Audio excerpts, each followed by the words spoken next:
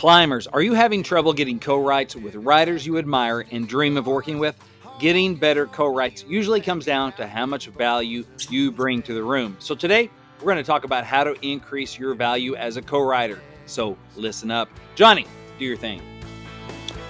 Welcome to the C.L.I.M.B. This is a show dedicated to helping singers, songwriters, and indie artists like you create leverage in the music industry. It is all about your track record. It's not about your talent. Your track record has to do with your talent, but if you think you're going to get in on talent and they're going to make your track record, you're sorely mistaken. That's not how the new music business works, and we want to teach you how it works so that you can adjust your approach, adjust your mindset, adjust your tactics and your strategies to succeed. We want you to win. That's why I created this podcast. That's why we called it the C.L.I.M.B, C.L.I.M.B, creating leverage in the music business. That's an acronym. It's actually a Baxter-nym from my good friend and co-host, Mr. Brent Baxter. Brent's an award-winning hit songwriter with cuts by Alan Jackson, Randy Travis, Lady A, Joe Nichols, and more. Got a couple number ones, gospel, Southern gospel last year. So the train is still on the tracks, baby, making miracles happen. And he wants to help you, songwriters like you, become pro by teaching you and revealing how to write like a pro, do business like a pro, and on the regular, he's going to get you in touch with the pros where you can create relationships through listening room projects. So you can find Brent very easily at songwritingpro.com. Once again, that's songwritingpro.com. And I would like to introduce you to my co-host, Johnny Dwinell. Johnny owns Daredevil Production. They're breaking artists digitally by identifying new fans through data. Listen, if you're an artist looking to increase your streams, blow up your video views, sell more live show tickets, and get discovered by new fans, TV, and music industry pros, then Daredevil Production can help. Daredevil has worked with multi-platinum artists like Colin Ray, Tracy Lawrence, Ty Herndon, and Andy Griggs, just to name a few. You can find Johnny at daredevilproduction.com. That is production, singular, no S, and there's no S because there is no other Johnny D. Happy cold day to you, sir. Happy cold day to you, too. It's miserable over here. It's like 32 degrees and raining, and then it goes back to snow. And thank God we haven't had any black ice yet, but that's right around the corner. That's what February always means to me in Nashville. Black ice. Yeah. Black ice month. February, yeah. And then March and most of April is like, holy crap, there's another pothole month because it just wrecks the friggin' roads, man. You remember that? It's just terrible, dude. Yeah. You're like dodging them like like they're 5-year-old kids, right? Because it's just like, what the hell? I'm just glad that the new word shop that I'm working out of has insulation now. Yeah, and so that is helpful. I'm still sitting on space heaters because it's really cold, but at least it's much better. I can feel my toes. So well, there you go. That's a step in the right direction. You're better off in half the planet, my friend. Half the planet. So, hey, man. I mean, that's something we've been thanking God for. Is like, what do you think for? Warm house, dry house. Yeah, we can go inside. Plenty of rice. Plenty of rice. No kidding. Well, right on. So what are we going to learn today?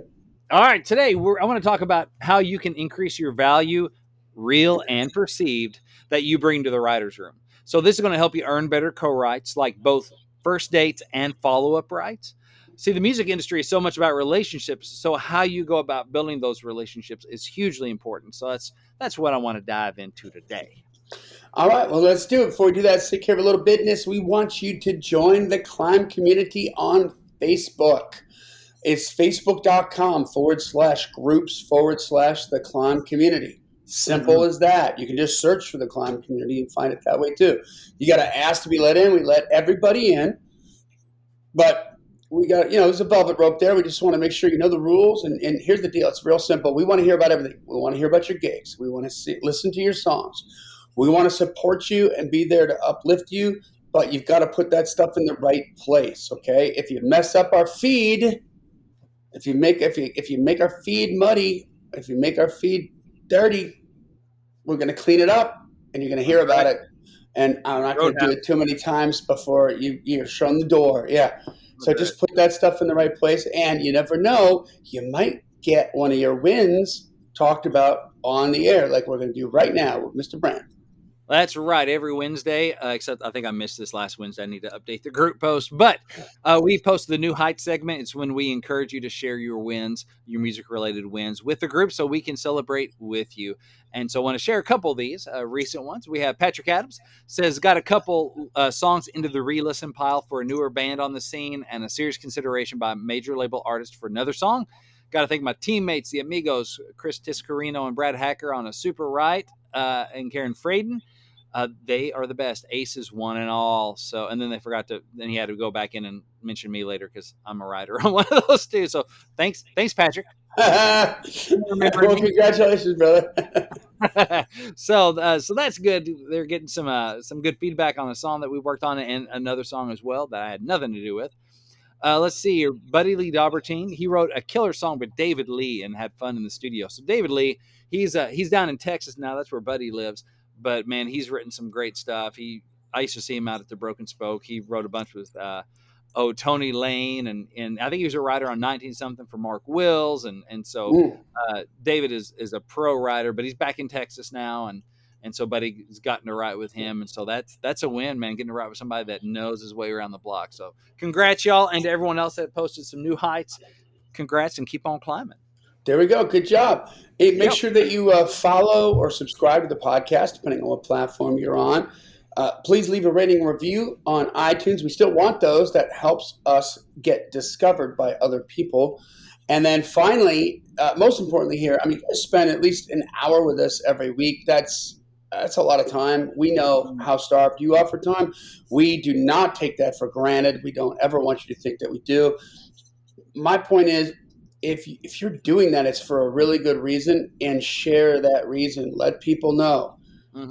Because it is, if you tell them, it's going to mean a lot more than if we tell them. That's right. So, and if we can help them and you're the gateway to us helping somebody else, that increases your value. You brought value to that person. That's going to be what we're talking about today. But you get to be the cool kid that turned them on to something that's helping them, and you get to be a part of their story. Yeah, think about that. Like, I don't want to compare ourselves in any way, shape, or form to the first Van Halen album, but I do remember when my friend turned me on to the first Van Halen album, and I was just like, dude, I just knew my life was changed forever, you know? And all I had to do, I just thanked him. I've never forgotten about it, you know? So point that in the right direction. All right, so let's get to it. All right. So, okay. I would say that nobody has all the co-writes that they want with all the people they dream of writing with. Like even the top dogs probably have a few bucket list writes they haven't pulled off yet. Somebody out there with their name on like 20 number ones still can't get in the room with Sting or with James Taylor or John Bon Jovi, right? Right. We're all trying to climb that ladder. You are not alone. There's still rooms I'm trying to get into, you know? So this is a part of the business that's just it always has been, always will be part of it. You are not the only one. Okay. I'm trying to figure out new ways to get in new rooms all the time myself. Okay. So this is the thing. So what are you going to do about this problem? What are you doing to increase your real and perceived value? Because that's what it comes back down to ultimately is why would they want to be in the room with you? Like, what value do you bring? It sounds mercenary, but when you look at these people could be in rooms with so many different people. Why you? Well, hey, can I just interrupt for a second early? Yeah. I'm going to interrupt early and often in your show. All right. So let's remember this. Writers don't get paid to sit in a room and write songs. Nope. They get paid when the song gets cut. If it gets released. If it gets released, yeah. They get paid when the song gets released, gets on the radio, and makes some money. Yeah. Right. That's the only way that they get paid. So, and for every, even for the big hit songwriters, every time that happens, they've written 40 other songs, which is times 3 hours or more, right? You do the math on how many hours that is, okay? They don't have, they're not in an outreach program to help people find out where they are on their journey. Right. You're not going to get the opportunity to step into a room with a hit songwriter and be way in over your head. And so if they can help teach you, you got a little bit more work to do and writing with your class. That's not going to happen. It doesn't work that way. I remember, oh yeah, I remember. Just work your butt off in your class and get up there, and you'll work your way up there. Right. Yeah, I remember years ago I was hanging over at NSAI, and this aspiring writer that I knew a little bit at the time, we were chatting. He was kind of belly aching a little bit about this buddy of mine that I'd written with. He's like, man, this so and so. He's like, man, he, because he'd bumped into him a couple times, was he's trying to write with him. He's like, man, he's big timing me. Yeah. I can't get in the room with him. And I'm just like, well, I can't speak for our mutual friend specifically, but in general, you have to remember, dude, like any day he says yes to you, he's saying no to everybody else he could write with that day. Yeah. Think about that. It's not like, well, I mean, you have time. Well, I mean, yeah, I'm flexible. My friend was flexible at the time, who that other guy thought was big timing him. But it's not about that. It's not like, is there availability in my schedule? Yeah, I could book something. But then for me to say yes to you, I have to say no to everybody else I could write with. When people say, hey, you want to write? And I look at my calendar, that day's not available anymore. And you only have so many days available, even if you're doing it every day, right? And so when you think about it that way, I think it frames it a little more properly going, oh, wow. And it's competitive. Like, what are you going to do in that room? And how about this? You don't want it. You might think you might take it. You might, take a windfall or a lucky stroke or something like that. But you really don't want it to come to you for any other reason than you deserve it, right? Then you're ready. Then they want to get in a room with you, not because you browbeat them and into submission. You know what I mean? It's like there's so many levels of stuff. Yeah, it just goes wrong, and it's like you don't want to think for your own personal validation and for your own personal self-esteem. You don't want to think that you got into that room for any other reason than you're a damn good writer. Yeah, well, just honestly, because most writers, if it feels like a charity write, I mean, how much are they really bringing 100% to the room?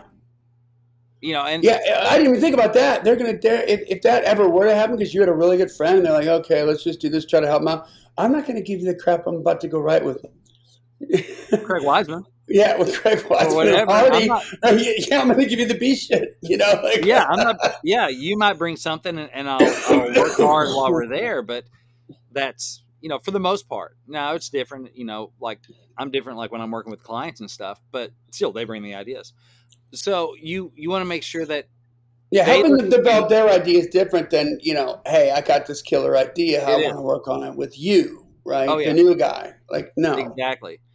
And so you want to make sure that you're perceived as a valuable co-writer, as an asset. You want to be in the asset column, right?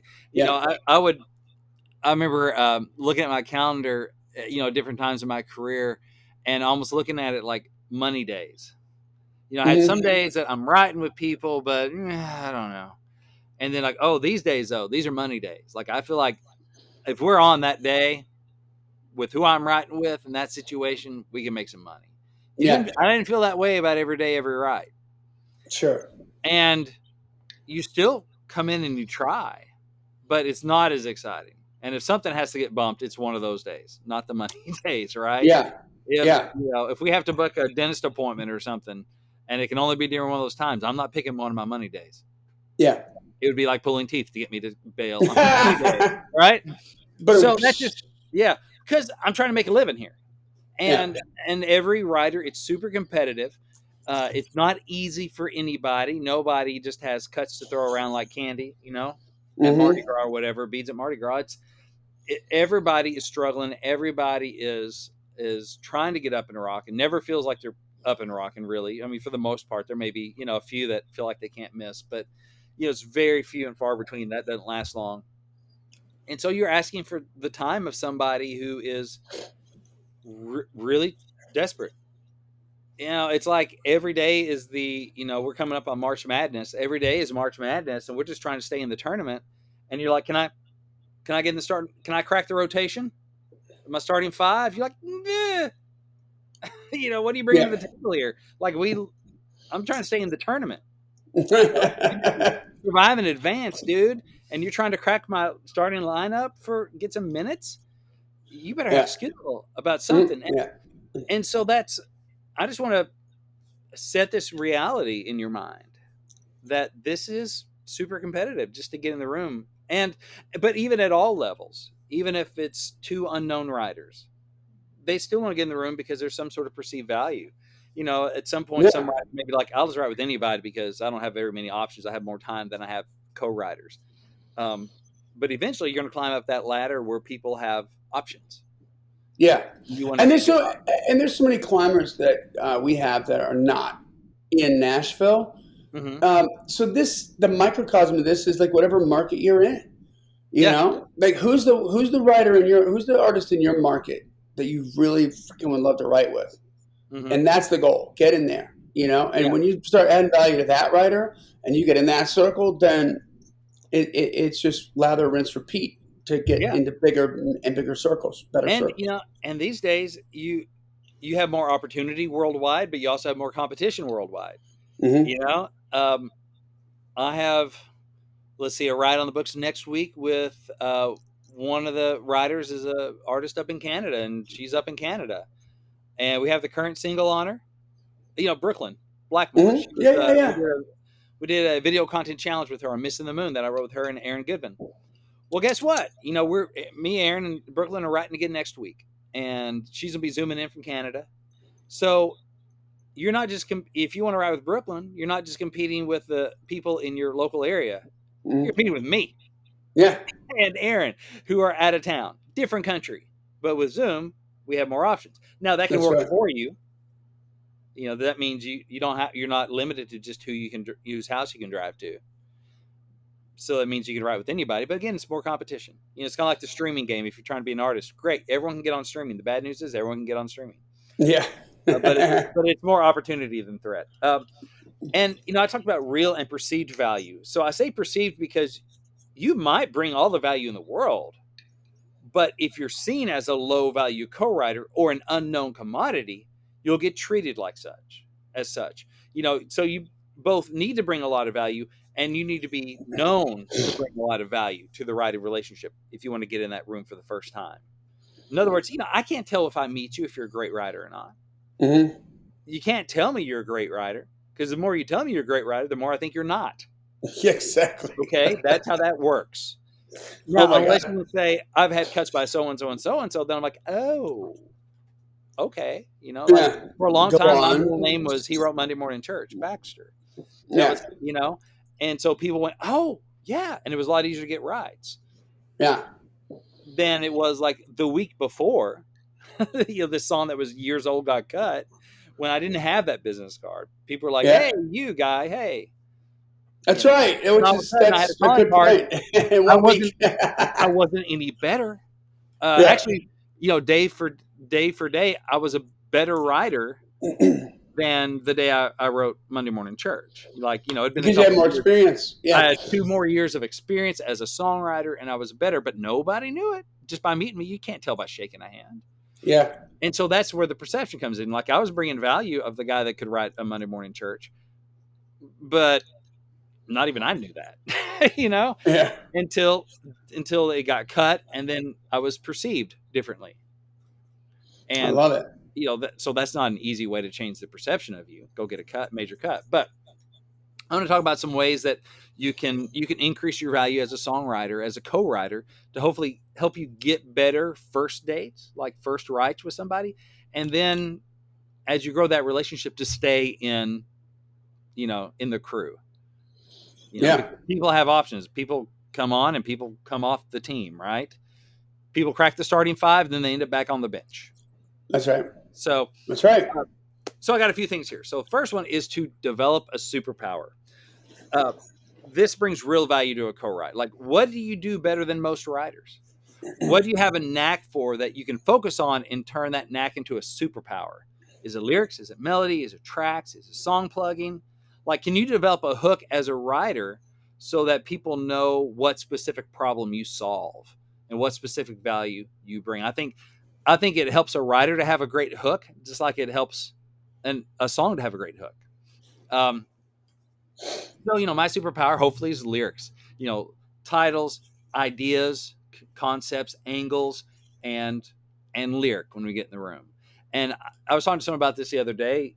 I don't write melody, and so I'm a lyric guy. And I have guitars on my wall, but most of the strings are older than most of my kids. And so I don't, that never was my strong suit. It never was my natural knack, my natural ability.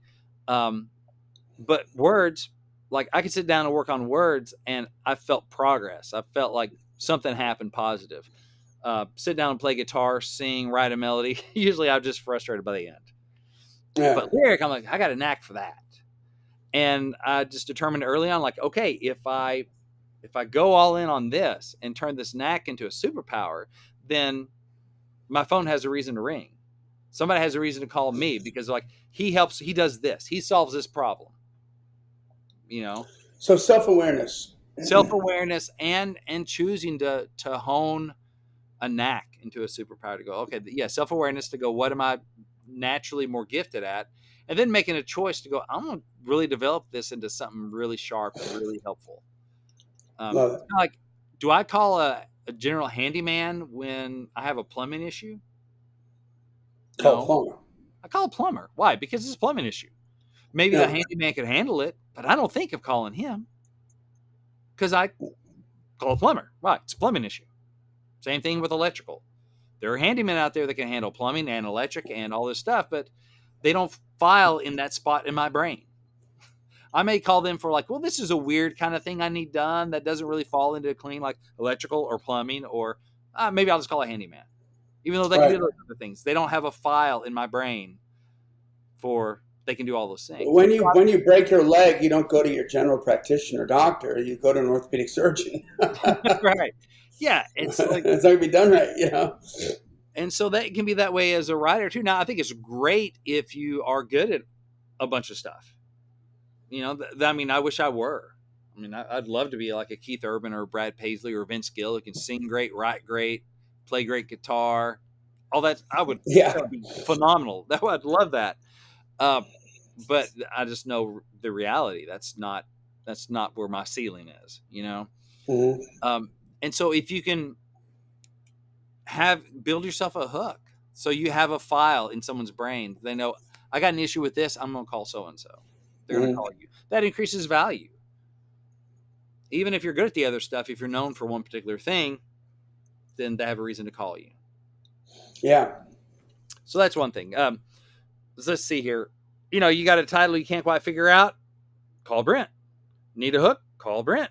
Like that's the kind of stuff I'm aiming for. Right. And I'm trying to build that brand through like song title challenge. And when I'm in the room with people, bringing in titles, bringing in ideas. And so, when I hit people up like, hey, you want to write? They're more likely to say, yeah. Why? Because Brent brings good ideas. He doesn't bring melody, but that's cool. That's what I do. I need ideas. I'm going to call him because I'm anxious to see what he has today. I love that. There's some people I've written with. I walk in the room like, oh, I can't wait to see what you have today. Can't wait to bring into the party, Brent. The general fans, I'm like truly excited. I'm like, well, okay, pressure, but also that means they have an expectation of my quote unquote superpower is going to kick in, and there's the value that I'm bringing. So and it gets generally excited. So, side note, not about writing, but I remember.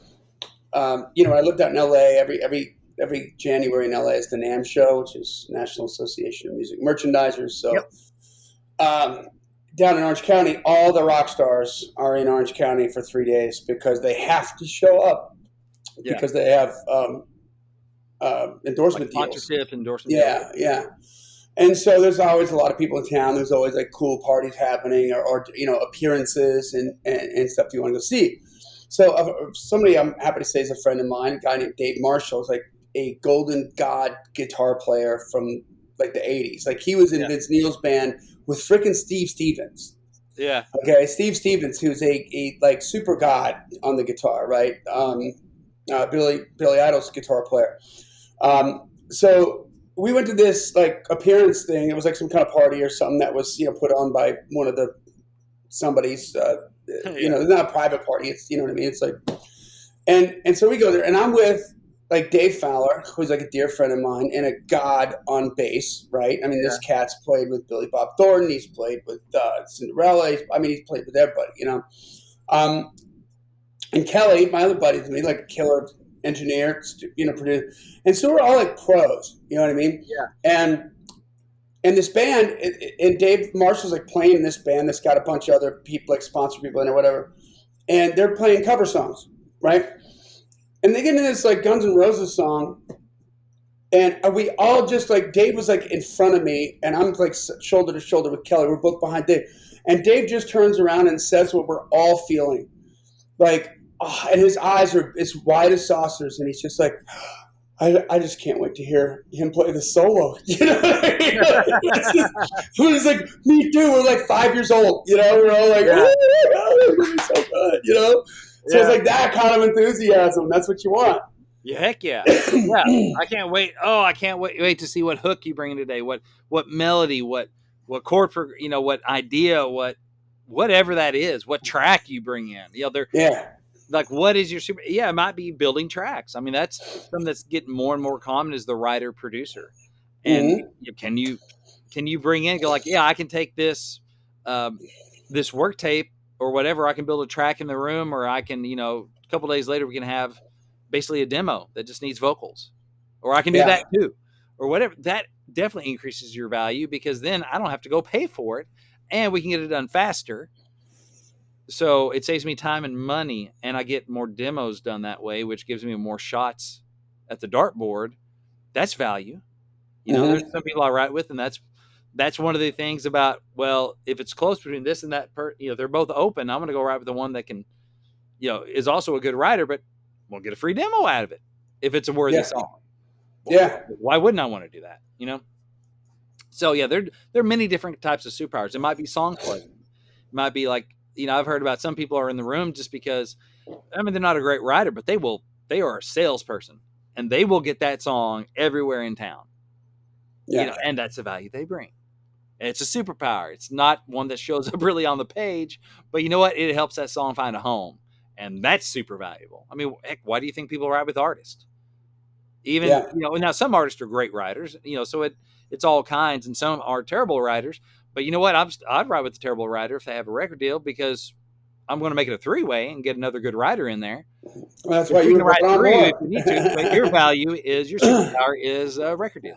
Your superpower is to get ahead and cut it, and interpret it. Exactly. So develop your superpowers. One. Number two, show your work. So one of the things I try to always do is to text my co-writers whenever I pitch one of our songs. It only takes a few seconds, but it does a few things for me. One, it gets my name back in front of prior co-writers in a positive way. I'm not asking for anything. I'm just letting them know that I think well enough of our song to pitch it. And that is, you know, that's going to make them feel good, right? Like, you know, you're just having a day. You might be having a good day. You might be having a bad day. Maybe it's a day you're doubting that you've ever done anything worthwhile in music in your life, even if you've had 5 number ones or whatever. All of a sudden, this text comes in from Brent. Hey, just want you to know I pitched blah, blah, blah song to so-and-so for so-and-so today. Fingers crossed. You know, good work, man. You did great on that song. I love it. That's it. That's the text. That's it. I'm not asking for another day. I'm not asking for anything. I'm just letting you know. Yeah, I'm working for you. I'm working for you. Yeah, exactly. Yeah. Like, who wouldn't get a warm fuzzy out of that? Exactly. You know, and now, even if they're aware and they've been in the game long enough to know that most pitches don't turn into cuts, it's still always good to know your work is getting some pitches, because if it's not getting pitches, it's not going to get cut. And even if they have publishing deals, you know, they don't hear about most of the times their songs get pitched. You know, because the pluggers are doing their thing, and they don't tell you know, you may have access to some pitch logs, but you know, they don't normally tell you when they're pitching a song. They may tell you if you got a hold or something like that, or somebody really liked your song, but you're still not hearing about all the pitches. And so it's just always nice if you can hear that. So that's a good thing. And also, it might remind them of our song, so they can remind their pluggers about it too. Or it might remind them to go, you know, that is a good song. I should, you know, I have actually have a meeting coming up with so-and-so. I think I'll play that for them. So it can't hurt to shine a little more spotlight, because I'm competing with all the songs that other person has written to get pitches too, right? Out of their team. So it can't hurt to go, you know, hey, I'm pitching this song. Oh yeah, I forgot about that. Let me squeaky wheel gets a little more grease. You know, it might get a little more love, which may increase the chances of it getting cut. Which, hey, you know, even from their side. Hold on, I got something to add to that too, and Yeah. because this has happened to me so many times, more times than I would like to admit. But we all get busy, right? We all get busy doing the things that we're working on, the projects that we're working on, or whatever. Yeah, we do. And sometimes I'll have somebody come up, like it'd be somebody I'm working with or something. They're like, "Hey," and they'll have this idea, like, "What if we tried this?" You know, with that, like in this argument, this not argument, but this conversation we're having, it would be like, "Hey, what if we pitch this song to so and so?" Or you know, like just something as simple as that, which on its surface and understandably so, is so freaking obvious. Yeah. That you would just assume everybody thought about it. Yeah. But then I've had, like, what I'm saying is I've had multiple times where somebody's like, "Well, hey, what if we tried this or that?" And I'm like, duh, what if we try that? Why haven't I thought of that? You know what I mean? Because you're just, so don't assume that because it's obvious that they think it too. Yeah, because we're all busy. We all have distractions and bright shinies all the time. Yeah. You know, hey, I know you probably already thought about this, but what if we pitch this to so and so? Yeah. Holy crap! Yeah, I got a friend who starts, or sometimes where like we're working on like and this is even worse. Okay, but this is the reality of like life, right? Yeah. So sometimes we're working on a specific project where I've got this song and I want to do this thing with this, and we're trying to figure out who we know and how to get in there, right? And then all of a sudden I'm like, oh crap, I know who we need to talk to. Yeah. I know exactly how we're going to get in this. And it's just, you don't have like that instant recall of the Rolodex of all the relationships that you have that are attached to that. And you know what I mean? So it's just like talking about that and doing that is huge. And just don't assume that they, that they know, or that maybe, you know, they have a relationship with somebody that could help. Don't assume that they're connecting that dot in their head already. You know what I mean? It's like, honest to God, I've had that happen so many times. Like, oh, I'm an idiot. Of course. Why didn't I think about that? You know? Like, well, and a lot of writers aren't great pluggers of their own stuff. Like, they're just so passive about it, or it's weird, or it's vulnerable, or they just don't, for whatever reason, any myriad of self-sabotage reasons or whatever. And they might need a little push to go, hey, dude, seriously, call up so-and-so. You can send it right to them, right? Yeah, I need to. Okay. Yeah, didn't you just save his dog from drowning? I did, yeah. Think you might take a call? Yeah. And that's not so much increasing my value as a co-writer as it is just working to get the cut. So, it's a little off from this topic, but still, that's a good thing. And sometimes what I'll do also when I'm like, hey, pitching this song to so-and-so's camp, I don't have strong ties. If you know of some way in, I think it's a great pitch for them. Just to hopefully ping them, like you were talking about, Johnny, for they go, oh, actually, yeah, I do know the producer on that, or because they may have better ends with that certain camp than I do, and so that's or don't assume that they know that the player that you're thinking about that was on this project that's somehow related to the goal that you're trying to get to, that they know that person was on the project, even though they know that person really freaking well. Yeah, it's like, did you know that so and so was on this project? No. Like, he's doing that now? Yeah, okay, hold on. I can text him right now. Like, I got him on speed dial. You know what I mean? Yeah. It's like, you just got to float all that out there. Yeah, for sure. And so, again, showing your work. So it makes me look good. It reminds my co-writers that I'm out there song plugging. I'm out there hustling. I'm not just hoping that their publisher is going to get a cut, right? I'm not trying to just ride their coattails. Y'all go make it happen. No, I'm adding value as a song plugger. So now, hopefully they, in the room, they go, man, he's a bang up lyricist. He brings value in the room, but he's bringing value after we write it. So maybe I'm more likely to get in the room than that writer who's also a good writer, but doesn't do the other stuff. Right. I'm climbing that value ladder. Now for you, it might not be, well, you may be thinking like, I don't know anyone to song plug to. I don't know anyone to pitch songs to. I can't get a song to so-and-so's producer, label won't listen.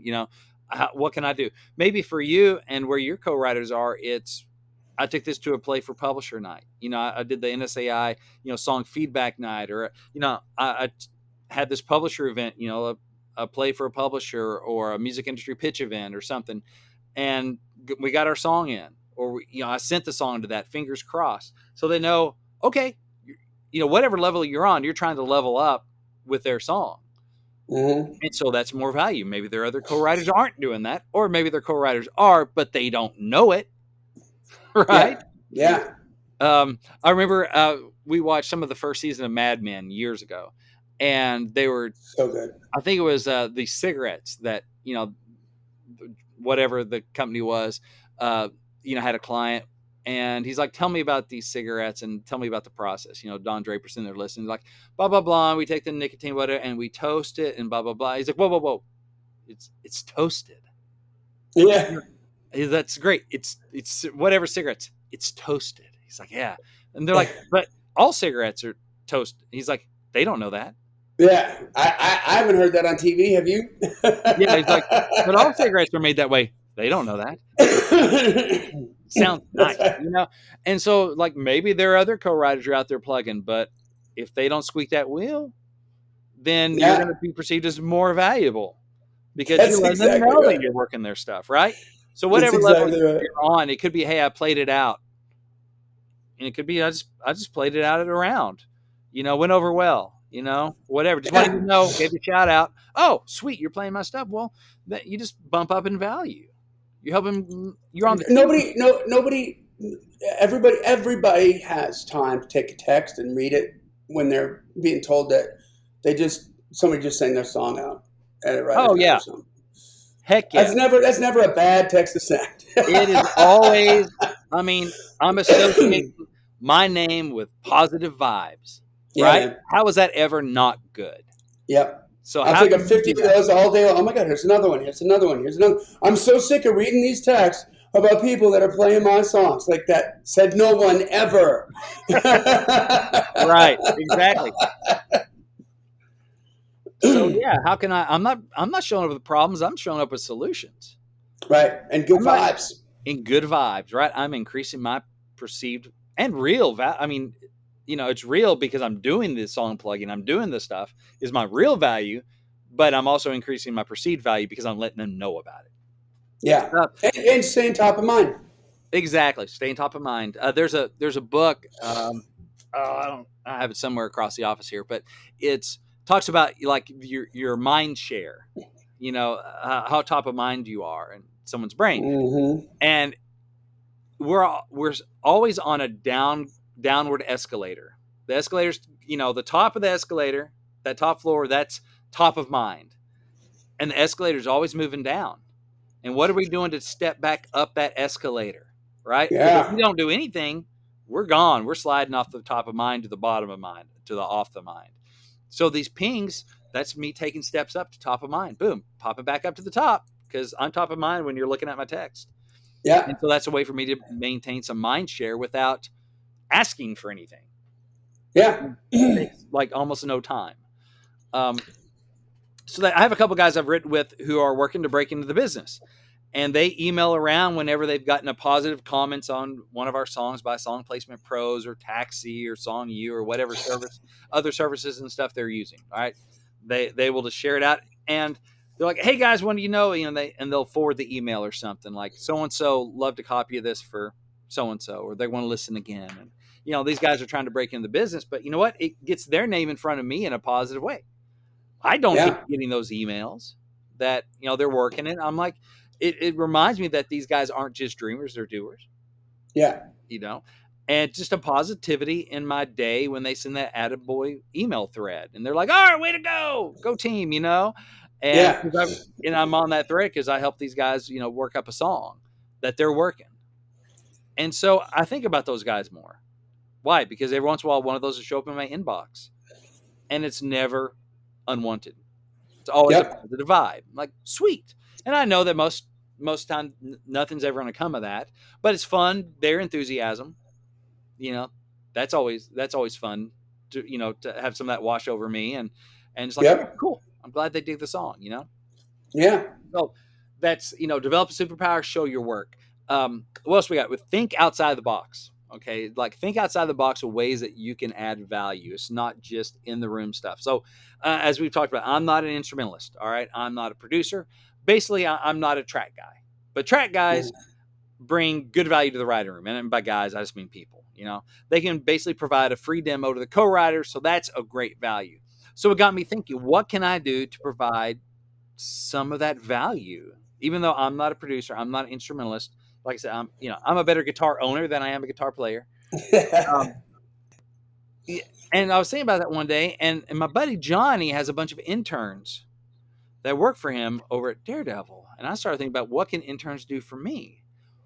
Well, I signed up with Belmont for interns, and so now I have a few students putting together demos for me, like for college credit, right? Yep. So now you're a track guy de facto.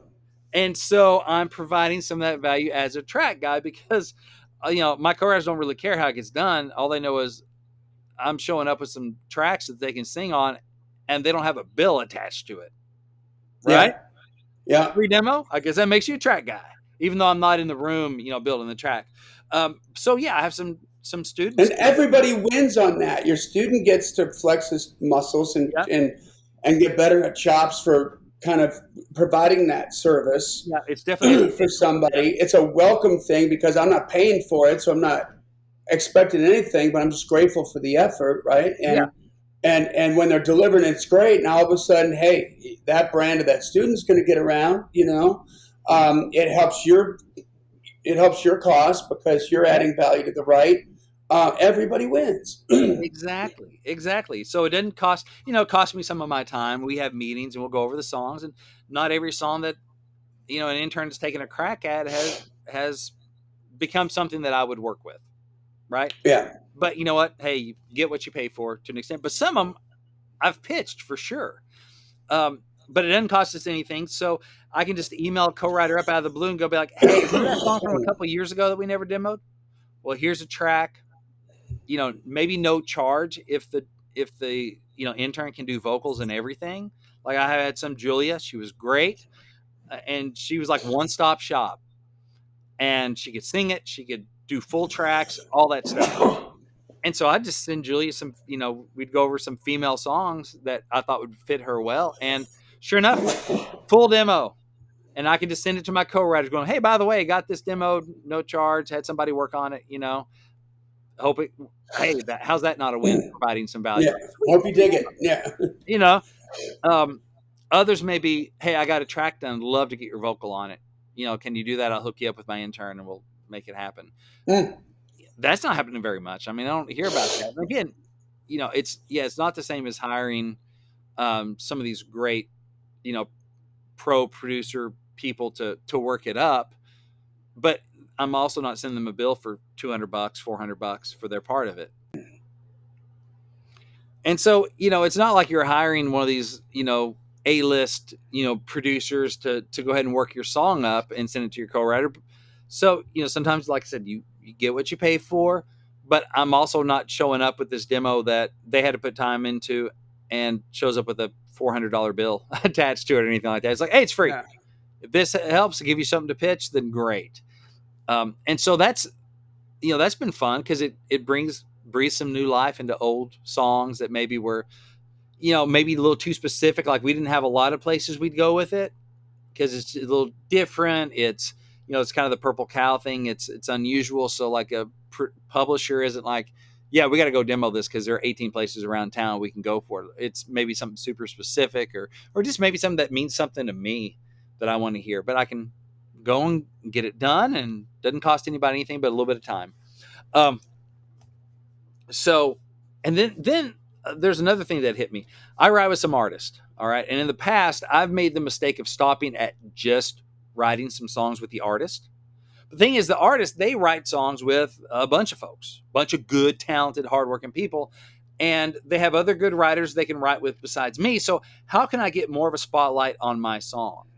Because honestly, I don't like the odds of just going, I wrote some songs with them, maybe they'll cut it. Because remember, like we talked about earlier, a pro songwriter's job isn't done when you finish the song. I don't get paid for writing a song. I get paid when the song earns money, right? So a pro songwriter's job is done at the number one party. So push that song toward the finish line after we've written it. So if I'm not the artist or the producer, what can I do about it? Well, there are two things I don't want to do. One is I don't want to cross my fingers and just hope that they love our song so much that they remember it when it's time to cut. Right? That's one. I don't want right. Hope is a terrible strategy. Two, I don't want to bug them about the song all the time. I don't want to be a germ, right? So why not add value by providing the artist with a track that they can sing on? So that's what I've had some interns do for me, is like working on demo tracks on some songs I've written with artists. That way I present the tracks to my artist co-writers and be like, hey, I really dig this song, so I just had my intern work up a track for it. If you dig it, I can hook you up so they can get your vocal on it. If you have any tweaks, let us know. If you don't love it, that's cool. Just want to present it. Just, I thought it was cool. Just want to put a little bit of extra time into it. It lets them know I've invested at least some effort into our song, and it gives them a reason to listen to it again. Like I had that. So this is kind of newer, so I'm trying it out, but I've had a couple tracks that some artists have sung on, and what it does, it as they put their vocal on it, hopefully it gets them living with the song some more. And hopefully that song will move from that large pile of everything they've written since the last album to that smaller pile of songs I've demoed and actually remember halfway, right? So this will hopefully result in more cuts. But along the way, it hopefully brands me in that artist's mind as a high-value co-writer. It's going to make it easier to get in the room with them next time.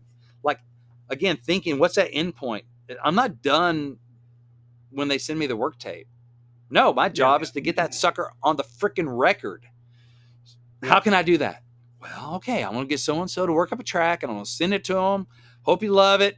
And sure enough, we had an artist recently that they took that track and actually took it to one of their peeps and added some other stuff to it, sweetened it up, added some stuff, remixed or whatever, and put their own vocal on it. I'm like, great. Because they spent quite a bit more time living with it, and that hopefully when it comes time when they're starting to narrow down for the next record, our song is in a smaller stack. No guarantees, but hey, I provided you this thing, And if it doesn't work, we pitch it. You're leaving everything on the field if you do exactly. that too. Exactly. I'm taking more ownership of the outcome. Yeah. But again, it just hopefully makes me more valuable. Like, oh, well, yeah, we wrote the song and Brent sent me tracks to it. Sweet. So how can you lose that way? So we're talking about develop a superpower, show your work, think outside the box. Like that is definitely outside the box thinking. I don't know of any other writer that's done that.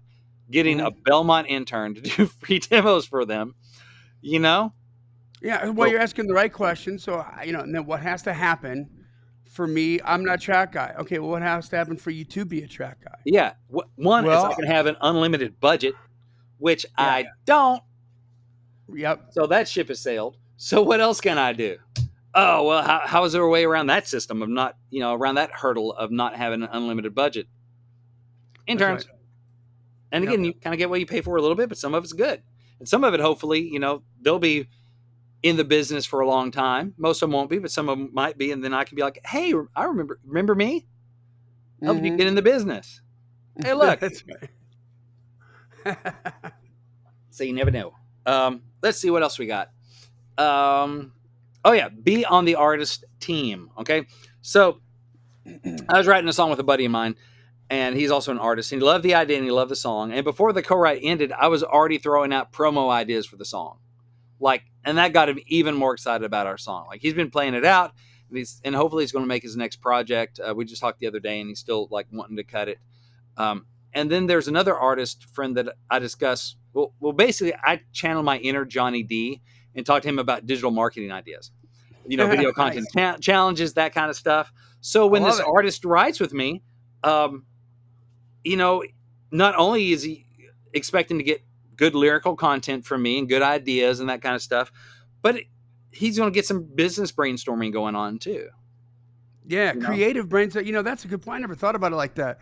Because there's one thing, every time I've ever written a song, halfway through the frickin' thing, I've got the lights imagined in my head. I'm thinking about what the video could look like. I've got all this visual imagery going on in my head. And then when you come in and you play in that sandbox too. Yeah. Well, that's like, oh man, I don't know what it is, but I just have extra fun writing with Brent Baxter. You Yeah. know? And, Yeah. since our songs, have a little extra love on them and a little more know what to do with it, hmm, maybe they get that I'm extra gonna love. believe in this song more than another song. I can see You the know, vision for what we can do with it. how huge is that? Like I just was listening to a full length interview with John Bon Jovi. It was recent Hmm. that he did this interview, and he was we said this before, but he was talking about living on a prayer, and he was just somehow they got in this conversation. He's like, "Yeah, I didn't buy it. I just and Richie was like, "You're crazy, man. This song is great," and it took there was such a divide between John and there must have been a couple other guys in the band that were just kind of like, living on a prayer. And Yeah. then, Richie was like, no, this thing's knockdown, drag out hit song. And they did the whole pizza parlor jury thing. And that convinced John because all the kids were like, you're an idiot if you don't put this on that record. Uh, but my point being, it, it's so obvious to us now in 2020 Yeah. hindsight. But, right then and there, sometimes that artist doesn't know. So I guess what I'm roundabout way of saying is like, when you let your sort of inner vulnerability or your fear of rejection or whatever get away from you because you think, well, maybe there's probably a better song or something like that, man, there might be a better song, Hmm. but that doesn't mean the artist is feeling it, Yeah. And so if he's got other ways to attach or she's got other ways to attach themselves to your song, Yes. And that some you co-wrote with them, confidence. right? Yeah. All of a sudden, it just feels better. Like, you know what? I know what this one feels like and it'll look like on stage, and I just want this one on the record. Yeah. And they're going to make an argument for that because there's more. I don't know how to say it. Like, what's the word? There's more weight to it on their soul, and they got more feels about that than Yeah. one that they're maybe unsure of. Even though, maybe the song is better. Well, I I'm don't like, know. if I can provide you not only with a good song or hopefully a great song and the right song, but a great song and here's a marketing plan. Yeah. Here's how we're going to go viral on TikTok. Yeah. Whereas the other one that I didn't write on, they need to do that. I don't care who the artist is. They probably don't feel like their team's doing enough, and And I can guarantee they you have their to do a team lot of isn't it. doing enough on digital. Their So team they're isn't having doing to enough think on about it. digital. And so the artist is having to think about it. So if I can be on the team and really like this artist I'm thinking of, um, we'll talk about ideas, songs that aren't even mine. Yeah. Ideas on it if he wants to. Why? Just because I'm on the team. I'm on the team. Rising tide gonna lift boats, lift Yep. all ships, and if I'm valuable, then you know what?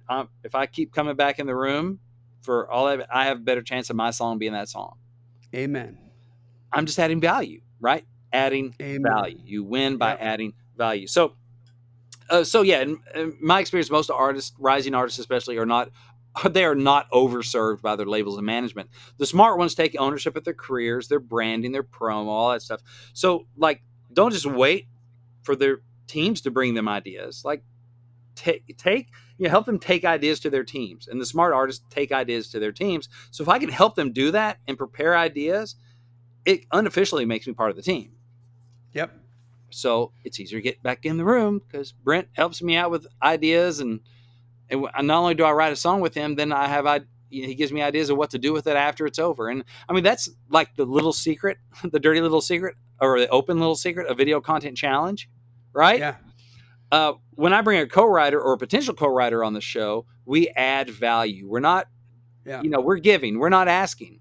We're just like free consultation. Here we go. How can we help you And win? we're all freaking out and geeking out and having a good time just playing in the sandbox together. Like, what Yeah. about this sandcastle? What if we put this little tower on top of it? What if we did that? Oh wow, yeah. And Yeah, and then all of a sudden it just is fun. It's fun. it's fun. So it's a We good make hang. it we make it fun. It's a good hang. And you know what? That's a daunting that marketing piece is really smart, Brent. Like when you're talking about a songwriter making a play and trying to influence the marketing of something, like I never thought about that. This is a brilliant episode. Like I never thought about it like that. But yeah, Yeah. like how many times, especially when it's their own thing and they're the ones that have to be responsible for that, where you can make it fun and meanwhile they're tripping about it. Yeah. Like, I got so much to do, and I've also got to do this over here, Mhm. which maybe I don't feel like I'm that great at it. Even a lot of artists don't feel they're that great at it, even when a lot of artists are great at it. Yeah. You know what I mean? But they don't consider themselves great at it. Yeah. And so when they can go into a place, a little room, you know, whether it's a Zoom room or a real room, and they can freak out, and all of a sudden it's fun, and Yeah. then it just gets their juices flowing. Mhm. Like we've had those. Just when you said VCC, it made me think about that. Like how many times, like and then we could do that again, just excited as we are. Yeah. And I mean, now you walk away going, "Wow, okay, that didn't suck so bad." You know, it's like going to get your blood drawn. I think sometimes Yeah. the artists or the marketing, it's like getting their blood drawn. They're like, "Oh, okay, here comes the needle. I'm gonna look Yeah. the other way." And then when you're over, you're like, "Oh, that wasn't so bad." Okay. Yeah. I mean, some of my artist buddies that we've had on here, like with Brooklyn Blackmore, okay, it was our song. I helped to write it. So Yeah. I definitely have a dog in that hunt. But in that Like with Don Amera, it wasn't. It wasn't. Like with Don and with Dustin Bird, you know, artist buddies of mine that I don't have the current single. But come on, let's jam on this VCC and see if we can come up with some video stuff. For one thing, yeah, again, I'm giving. I'm adding value. Two, if we can help their singles do better, then if I do land on the project, it's a bigger project. Yep. You know?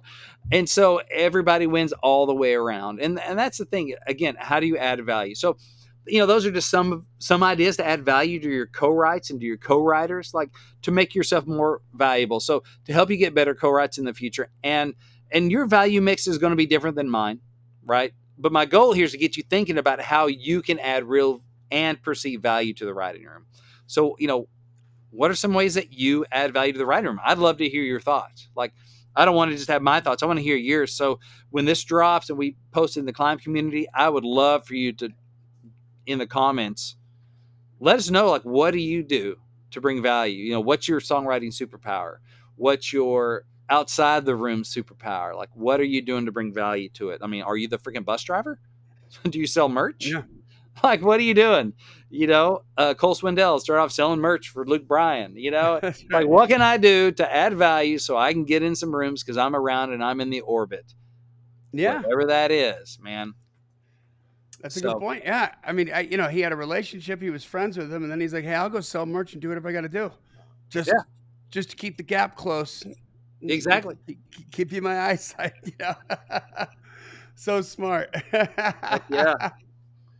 So, yeah, that's the deal. You know, and speaking of adding value, I want to add some value to you, Climber, and help you on your songwriting journey by giving you access to over an hour of career transforming advice from the pros. We're talking hit makers for Garth Brooks, Lauren Daigle, Tim McGraw, Kenny Chesney, and more.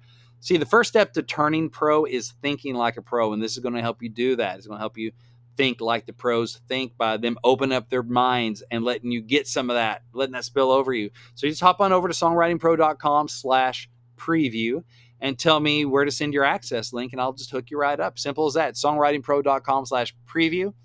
And, you know, again, it's going to help you think like a pro so you can write like a pro, do business like a pro, connect to the pros, and get some cuts and add value to your co-writes. And that's what I got. I love it. I love it. That's great, man. I learned a lot in this episode. A different way of thinking about it. Outside There we the go. box. Thank you, sir.